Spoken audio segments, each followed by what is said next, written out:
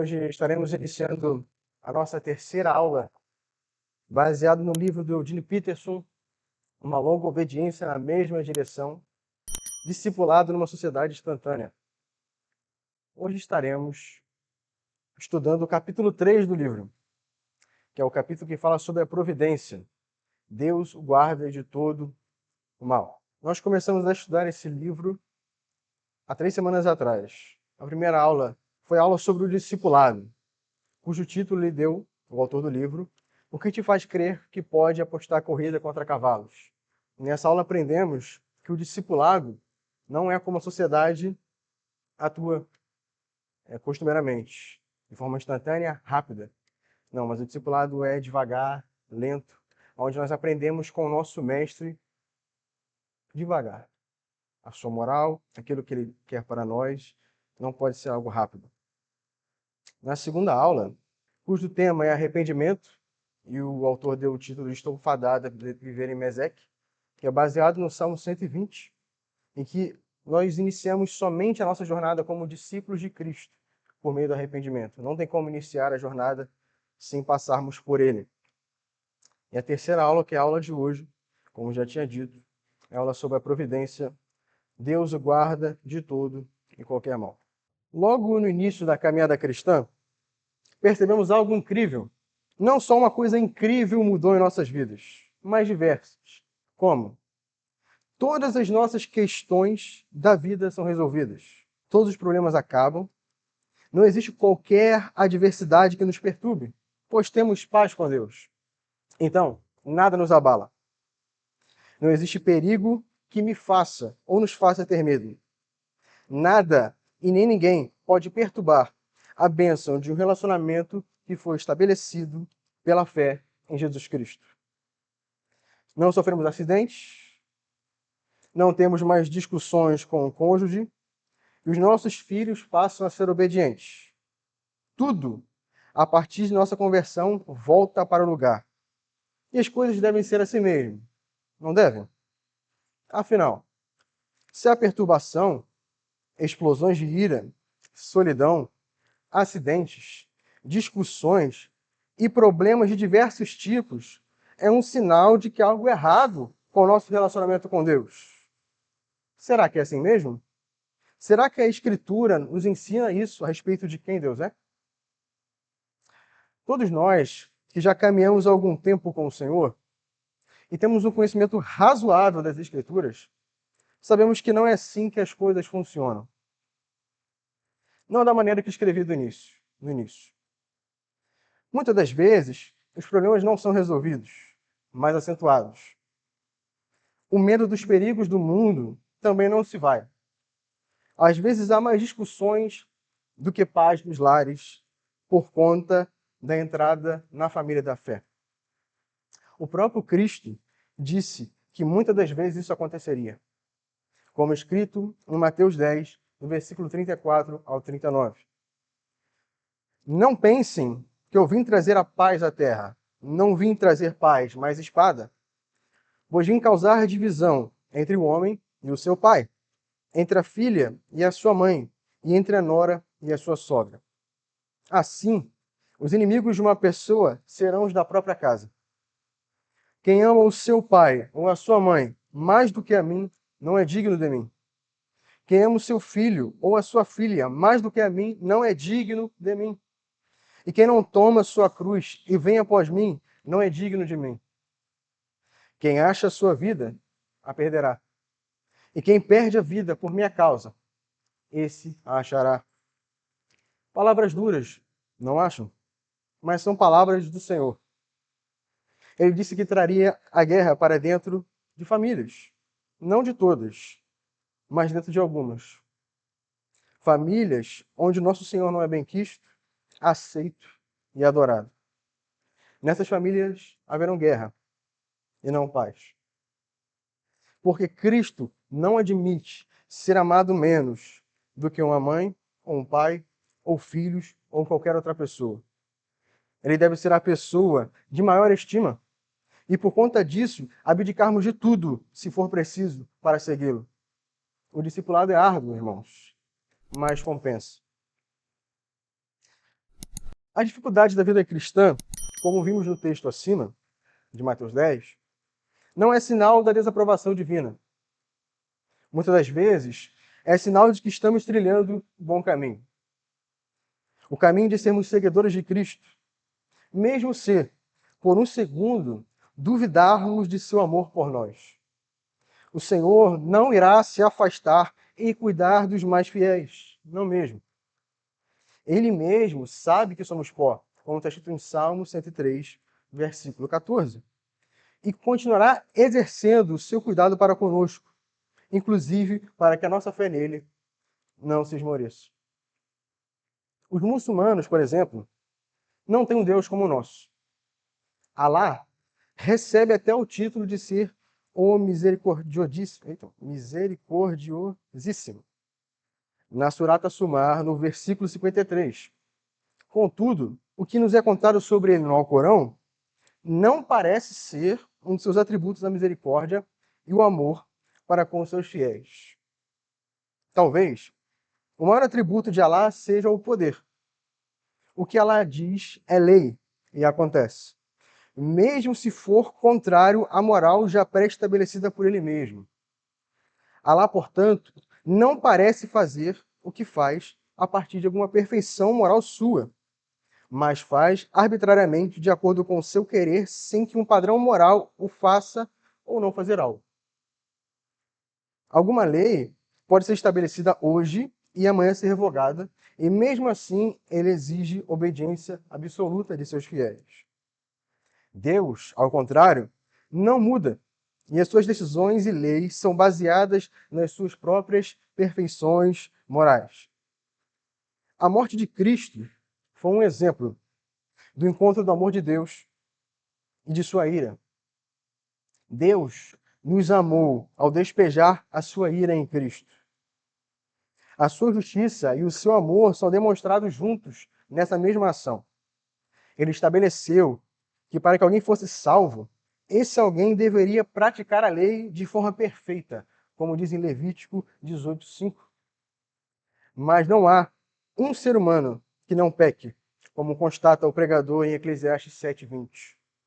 Não há nenhum justo sobre a terra que faça o bem e que não peque. Para que os seres humanos tivessem o seu relacionamento restaurado com o Criador, era necessário que esse alguém vencesse onde Adão falhou. Jesus passou por todas essas coisas e não pecou em nada. Obedeceu o Pai em tudo, morreu em prol dos seus e resgatou a muitos. Deus foi justo e amoroso.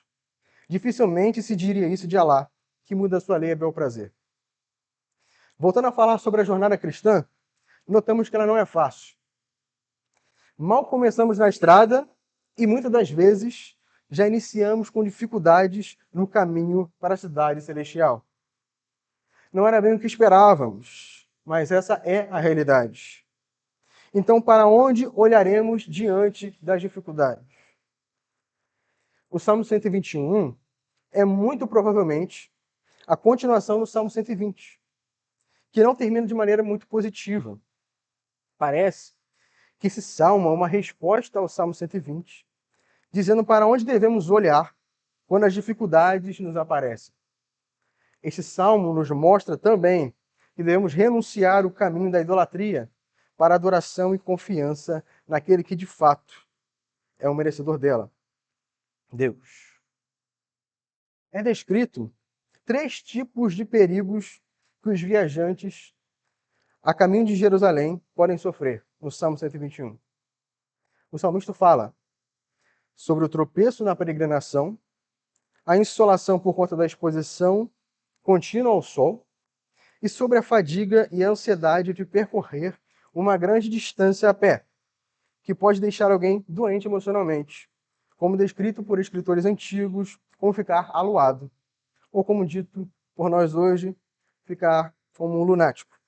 Sobre o tropeço durante a caminhada, o irmão do nosso Senhor Jesus, Tiago, na sua epístola, nos fala sobre os tropeços e diz que nós tropeçamos em muitas coisas quando vai nos exortar para dominarmos a nossa língua.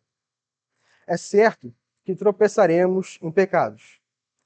Infelizmente, apesar do Senhor ter morrido na cruz para nos salvar, ainda resta resquícios de pecado em nós, que por conta de decisão nossa, acabamos cometendo contra Deus e contra o próximo.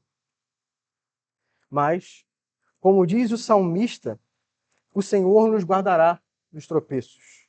Ele não permitirá, pelo seu poder soberano, que tropecemos a ponto de nos perdermos dele. O Senhor nos auxilia, dando-nos força, pondo-nos pessoas crentes no nosso caminho e nos pondo numa família na fé, para que, quando precisarmos deles, sejamos exortados, convencidos pelo Espírito e endireitados no caminho. Dessa forma, o Senhor faz com que perseveremos na fé, apesar dos pesares. O salmista também nos diz que no Senhor, em quem buscamos o socorro, não dorme. Deus é completamente diferente de Baal. Baal era um deus canaíta, do qual, em suas lendas, vivia em orgias, bebedices e dormindo. Portanto, quando um dos seus adoradores precisavam de algo dele, era preciso oferecer sacrifícios com o intuito de fazê-lo acordar e atender às preces. Isso é confirmado pela zombaria de Elias aos profetas de Baal, quando ele os desafia a verem quem era o Deus verdadeiro, o Senhor ou Baal. O autor inspirado nos conta que houve uma estiagem de chuva por 3 anos e meio. Deus julgava a sua nação, assim, por conta da idolatria promovida por Acabe, o rei Acabe, e Jezabel, sua esposa. Mas antes de chegarmos à narrativa de Elias, é importante saber que Baal era o deus da fertilidade. Portanto, ele poderia resolver o problema de Israel caso fosse um deus de verdade. Em 1 Reis 18, vemos o desafio de Elias aos 450 profetas de Baal, que era o seguinte: o Deus verdadeiro teria que mandar fogo do céu para consumir o holocausto. Elias então deixou os profetas clamarem ao seu Deus primeiro. O texto nos diz que eles prepararam o cordeiro para ser consumido, clamaram desde manhã até meio-dia, tentando chamar a atenção de Baal e nada de resposta. À tarde se cortavam, como era de costume, até se cobrirem de sangue, para ver se Baal os respondia. Mas não houve resposta. Elias, no meio-dia, zombava dos profetas de Baal, falando para que eles gritassem mais alto.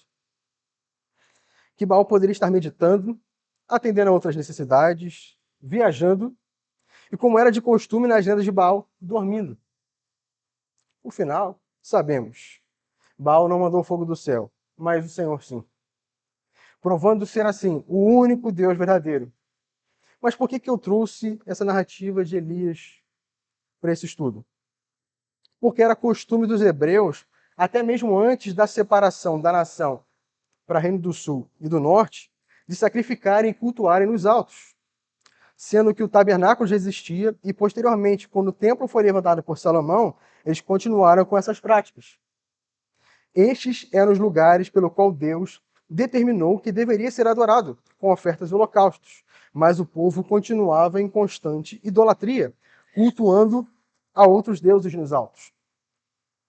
Então, ao olharmos para os montes, ou seja, para os altos, não vamos buscar a nossa solução nos falsos deuses, mas no Deus verdadeiro, que fez os céus e a terra. Ele não dorme e nem fica sonolento, diferentemente de Baal. Baal não pode guardar ninguém de tropeçar, somente Deus pode. E ele nos guarda dos tropeços e jamais nos deixa escapar de sua mão poderosa. Sobre o sol escaldante durante a caminhada e a loucura, é certo também que, quando o hebreu lesse essa passagem, quando fala do sol, que o sol não vai fazer mal a quem tem por guarda o Senhor, no verso 6 do Salmo 121, ele certamente se lembraria da peregrinação no deserto. Ao sair do Egito, depois de mais uma batalha entre deuses, onde o Deus de Israel mais uma vez sai vencedor ao desafiar os deuses do Egito e o faraó, ele lembraria que Deus mandou as pragas de acordo com o domínio de cada deus egípcio, como Ra, o deus do sol. Ao mandar trevas tão espessas que eram palpáveis, o Eu Sou mostra que tem total domínio sobre o sol e a criação, e pode fazer com que o sol não tivesse serventia, mas para os egípcios. Ou então Anubis, que é o deus da morte para os egípcios. Deus mostra que tem o poder sobre a vida e sobre a morte, a não permitir que o anjo da morte entrasse na casa dos hebreus e permitir que o mesmo passasse sobre a casa dos egípcios e matasse os primogênitos. Deus é soberano, e não o faraó ou os deuses do Egito. No deserto, os hebreus também viram coisas incríveis da parte do Senhor, onde se viu uma coluna de nuvem durante o dia, para que o povo não desfalecesse, até a terra prometida por conta do sol, e uma coluna de fogo à noite, para que eles não morressem de frio no deserto. Deus guardou o seu povo dos perigos durante a peregrinação no deserto, e ele fará a mesma coisa conosco.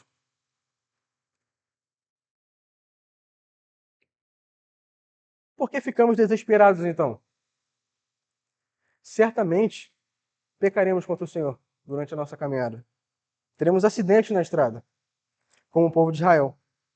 As coisas não irão bem durante a nossa peregrinação rumo à cidade celestial. Não há promessa nas Escrituras dizendo que não passaremos por isso. A oração do Pai Nosso é um exemplo. Quando Cristo nos ensina a orar, em uma parte da oração é o pedido para que Deus não nos deixe cair em tentação, mas que Ele nos livrasse do mal. Podemos ter certeza que Ele nos guardará de cairmos da graça e nos susterá nas adversidades da vida. É isso que Ele promete. E é por isso que nós, reformados, cremos na perseverança dos santos, por exemplo.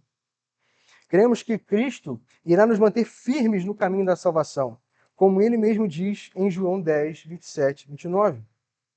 As minhas ovelhas ouvem a minha voz. Eu as conheço e elas me seguem. Eu lhes dou a vida eterna, jamais perecerão, e ninguém as arrebatará da minha mão. Aquilo que meu Pai me deu é maior do que tudo, e da mão do meu Pai ninguém pode arrebatar. Ouçam o que Cristo diz. As suas ovelhas recebem a vida eterna e jamais perecerão. Ninguém pode retirá-las da mão poderosa de Cristo. Ele cuida de nós, irmãos. Não tropeçaremos a ponto de perdermos a nossa salvação. Isso não é possível, pois é Cristo, como bom pastor, que cuida de nós e, se for necessário, vai buscar a sua ovelha que se desgarrou do rebanho, como conta na parábola de Lucas, capítulo 15, verso 3 até o 7. E mais, Jesus ainda nos promete bênçãos terrenas que servirão de suprimento para a nossa jornada, como descrito em Mateus 6, 25 a 33. E dessa vez eu preciso e peço que vocês leiam comigo. Quem achou, diga amém. Quem não achou, misericórdia. Todo mundo está no amém, então que bom. Vamos lá, então. Por isso, digo a vocês, não se preocupem com a sua vida, quanto ao que irão comer ou beber, nem com o corpo, quanto ao que irão vestir. Não é a vida mais do que o alimento, e não é o corpo mais do que as roupas? Observem as aves do céu, que não semeiem, não colhem, nem ajuntam em celeiros. No entanto, o Pai de vocês, que está no céu, os sustenta. Será que vocês não valem muito mais do que as aves? Quem de vocês, por mais que se preocupe, pode acrescentar um côvado ao curso da sua vida? E por que se preocupam com o que vão vestir? Observem como crescem os lírios do campo. Eles não trabalham, nem fiam. Eu, porém, afirmo a vocês que nem Salomão, em toda a sua glória, se vestiu como qualquer deles. Ora, se Deus veste assim a erva do campo, que hoje existe e amanhã é lançada no forno, não fará muito mais por vocês, homens de pequena fé? Portanto, não se preocupem dizendo que comeremos, que beberemos, ou com que nos vestiremos, porque os gentios é que procuram todas essas coisas. O Pai de vocês, que está no céu, sabe que vocês precisam de todas elas. Mas busquem em primeiro lugar o reino de Deus e a sua justiça, e todas estas coisas lhes serão acrescentadas. Jesus nos promete provisão para a jornada. Notem que muitas pessoas utilizam esses versos de forma equivocada. No verso 33, Jesus promete estas coisas, e estas coisas não seriam acrescentadas, caso buscássemos o reino em primeiro lugar. Ele fala estas e não todas as coisas. Mas a que coisa ele se refere, então? O próprio texto nos responde, no versículo 25. Ele promete que sempre teremos o que comer, beber e o que nos vestir. Ele não promete carro novo do ano, nem mansões nessa terra, todas mobiliadas com as mais novas tecnologias. Nem promete fartura de alimentos ou fartura de roupas. Promete que teríamos o suficiente para passarmos dessa para a próxima vida. Ele promete que teremos o suficiente para a jornada que temos nesse mundo. Saibam também, irmãos, que um dos meios que o Senhor usa para cumprir essa promessa é através da sua igreja. É através dos nossos irmãos em Cristo Jesus. Por isso, é importante enfatizar que não é possível viver uma vida cristã sem estar conectado com a igreja visível. É através da igreja que Deus, muitas das vezes, nos provê o auxílio para continuarmos a caminhada. Vale lembrarmos do peregrino de John Bunyan, onde cristão sente falta de companheiros para caminhar e encontra fiel e, posteriormente, esperança. Ele caminha quase todo o caminho acompanhado de amigos na fé. É na igreja que teremos mais chances de encontrarmos esses irmãos para a peregrinação. Lembremos da exortação do autor de Hebreus. Não deixemos nos congregar, como é costume de alguns. Pelo contrário, façamos admoestações, ainda mais agora que vocês veem que o dia se aproxima. É no âmbito da igreja e na comunhão dos santos em que o Senhor se utiliza mais como meio de graça para abençoar o seu povo. Portanto, não deixemos de congregar. Um dos outros erros que podemos cometer durante a nossa peregrinação, além do afastamento da comunhão dos santos, é acharmos que Deus oscila o seu tratamento para conosco quando os nossos sentimentos ao seu respeito oscilam, ou quando a nossa fé esmorece, ou quando os nossos relacionamentos não estão tão bem assim. Deus é imutável, nós não. Se Ele disse que cuidaria de nós durante toda a nossa peregrinação, Ele cuidará. O apóstolo Paulo diz que, se somos infiéis, Ele permanecerá sendo fiel, pois não pode negar a si mesmo. Até mesmo se pecarmos contra Ele, Ele proverá um caminho de volta e nos guiará por esse caminho. Paulo, ao terminar a sua exposição teológica em Romanos 8, enfatizando o trabalho trinitário para a nossa salvação, termina o capítulo assim. Que diremos? Então, à vista destas coisas, se Deus é por nós, quem será contra nós? Aquele que não poupou o seu próprio filho, mas por todos nós o entregou, será que não nos dará graciosamente com ele todas as coisas? Quem intentará acusação contra os eleitos de Deus? É Deus quem os justifica. Quem os condenará? É Cristo Jesus quem morreu, ou melhor, quem ressuscitou, o qual está à direita de Deus e também intercede por nós. Quem nos separará do amor de Cristo? Será a tribulação, ou a angústia, ou a perseguição, ou a fome, ou a nudez, ou o perigo, ou a espada? Como está escrito, por amor de ti, somos entregues à morte continuamente. Fomos considerados como ovelhas para o matadouro. Em todas as coisas, porém, somos mais do que vencedores por meio daquele que nos amou. Porque eu estou bem certo de que nem a morte, nem a vida, nem os anjos, nem os principados, nem as coisas do presente, nem do porvir, nem os poderes, nem a altura, nem a profundidade, nem qualquer outra criatura poderá nos separar do amor de Deus, que está em Cristo Jesus, nosso Senhor. Nada pode nos separar do amor de Deus. Mas vale uma lembrança. Essa promessa são para os crentes verdadeiros e não abre qualquer precedente para aqueles que dizem ter um compromisso com o Senhor e vivem uma vida de pecado. O pensamento, então eu posso pecar à vontade, não pode estar mais distante do que é ensinado por Paulo ou qualquer outro autor das Escrituras. Pois Paulo, no capítulo 6 de Romanos, nos diz que quem foi sepultado com Cristo na figura do batismo, para aqueles que podem crer, não podem viver uma vida como viviam. Estávamos com uma natureza e agora nos foi dada uma nova. Portanto, devemos andar em novidade de vida. Andarmos como Cristo andou no caminho do discipulado. Fomos sepultados com Cristo. Portanto, devemos viver como Cristo viveu. Não há espaço para antinomismo aqui, que é a ideia de que devemos viver sem lei por estarmos libertos em Cristo.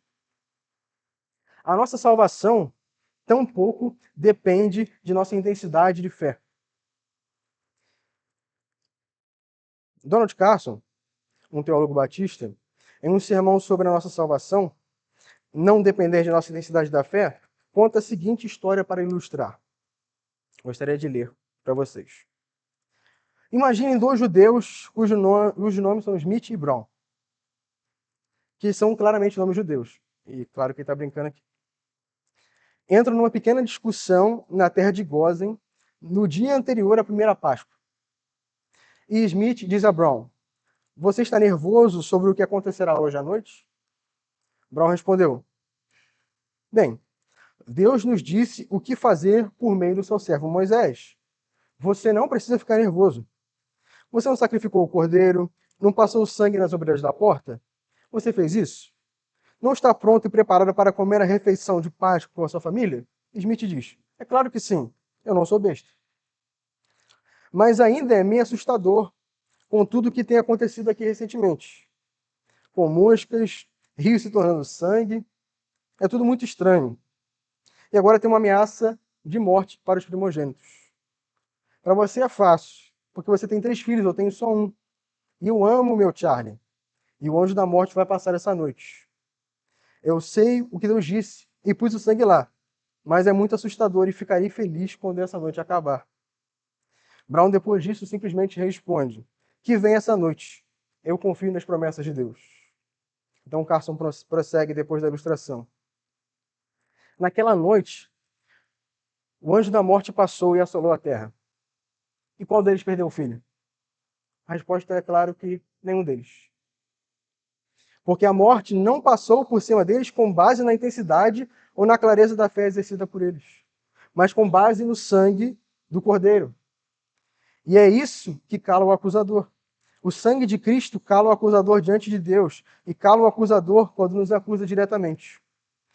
Quantas vezes nos pegamos nos perguntando se Deus nos ama o suficiente para se importar conosco depois de praticarmos tanta insensatez, rebelião e pecado, mesmo sendo cristãos por 40 anos.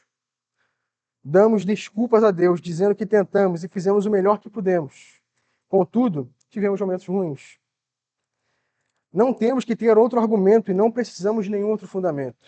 É suficiente que Jesus tenha morrido, e morrido por mim, e morrido por nós. Nós vencemos o acusador pelo sangue do Cordeiro. Essa é a base para toda a certeza humana perante Deus. Essa é a base para a nossa fé. Não é a intensidade de nossa fé que salva, mas o objeto de nossa fé, Cristo Jesus, nosso Senhor. Por isso, podemos dizer, como o autor de Hebreus disse, no versículo 4, capítulo 4, versículo 16. Peço que os irmãos abram para ler comigo, por favor. Vamos lá, então. "Portanto, aproximemo-nos do trono da graça com confiança, a fim de recebermos misericórdia e encontrarmos graça para ajuda em momento oportuno." Nós podemos nos aproximar do trono da graça com confiança, por conta daquilo que Cristo fez por nós durante toda a sua vida. Viveu como deveríamos viver e morreu para que pudéssemos ter vida e vida eterna. Ele nos guiará e nos susterá durante toda a nossa caminhada. Podemos ter certeza disso. E para finalizar, eu gostaria de ler com vocês o Salmo 129. Desculpa, Salmo 139. Vamos ler do versículo 1 até o versículo 12, tá? "Senhor, tu me sondas e me conheces. Sabes quando me sento e quando me levanto. De longe conheces os meus pensamentos. Observa o meu andar e o meu deitar, e conheces todos os meus caminhos. A palavra ainda nem chegou à minha língua, e tu, Senhor, já a conheces toda. Tu me cerca por todos os lados, e pões a tua mão sobre mim. Tal conhecimento é maravilhoso demais para mim, é tão elevado que não posso atingir. Para onde me ausentarei do teu espírito? Para onde fugirei da tua face? Se subo aos céus, lá estás. Se faça minha cama no mais profundo abismo, lá estás também. Se tomo as asas da alvorada e me detém nos confins dos mares, ainda ali a tua mão me guiará e a tua mão direita me susterá. Se eu digo, as trevas com certeza me encobrirão, e a luz ao redor de mim se fará noite, até mesmo as próprias trevas não te serão escuras, e a noite é tão clara como o dia. Para ti, as trevas e a luz são a mesma coisa. Alguém tem alguma pergunta a respeito da aula de hoje?